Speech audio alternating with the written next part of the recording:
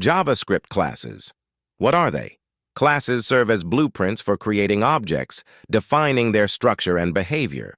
They are created using the class keyword. A class can have a single constructor, which is a special method used to create a new object from the class.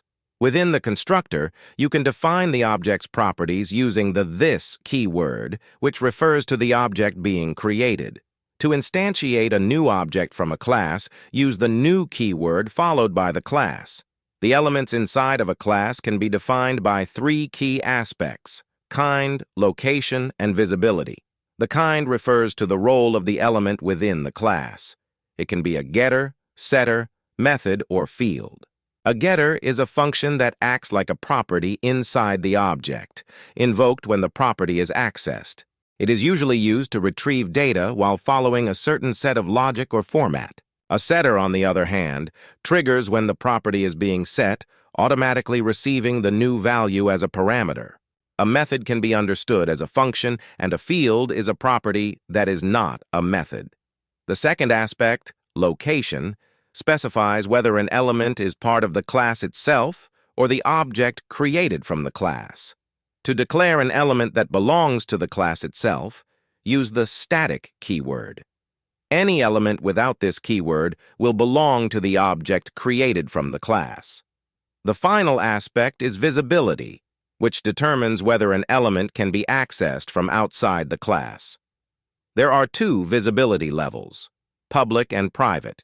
Public elements can be accessed by any code that can access the class, while private elements are only accessible within the class itself.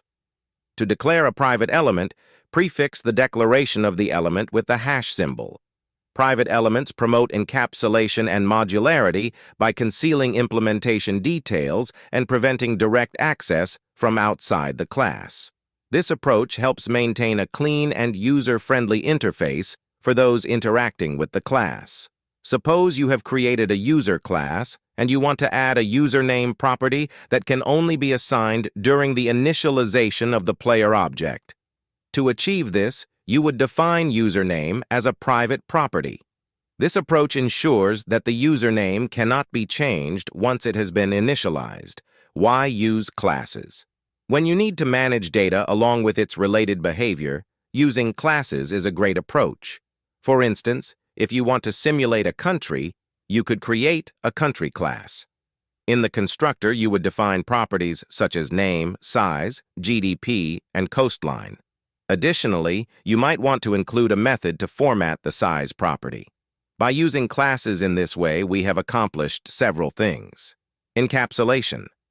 We have grouped related properties and behaviors into a single, cohesive unit, making the code more organized and easier to manage.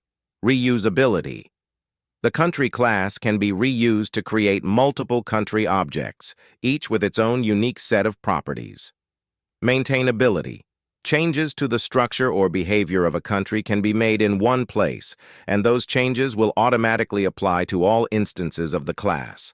Classes help organize code by encapsulating related properties and methods into a single unit, enhancing readability and maintainability. They are fundamental to object-oriented programming, a widely used programming paradigm which focuses on organizing code around objects. By leveraging classes, developers can create modular, reusable, and scalable code, making it easier to manage complex projects.